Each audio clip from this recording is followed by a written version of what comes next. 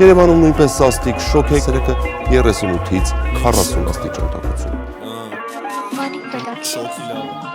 Նենց շոք ա ուզում եմ արևին բոքսեմ, կդզի վեշնի հով ու չլնի հոգսեր, մաշնով էթում ենք միացած ակնդոմ, ոչ երանի նրանով անում ա Յանդեքսով գրդոմ, պարտադիր ու ստծվում ա սառուց կբերես գալուց, մեկ է մեծ գոլա մի անգամուց, սենյակը տոթա, չի դզում շոքը, հեյլ կծվի բասեինը հոպա։ Ուզում եմ լինեմ քայլող սառուց, շոքից հալում եմ մարուց, եղանակը ոնց որ բռնաբարը Սուլեյման, աղբորպես մի բան արա Սուրենյան, գագիկ, չեմ հասկանում քեզ դուր ա գալիս լիքը քրտնած մարդիկ, քրտնում են մարդիկ, բայց առանց աշխատելու, պատրաստ են բոլորը սառույցի գործարան թալանելու, առանց վարանելու, մարդիկ գիտեն շատ պաշտպանվելու միջոցներ, սառը կիլիկյա, սառը ցնցող, սառը սրբիչ, փաթած վզին, արևներ ոնց որ գազազած ոհմակ ինձ գզին,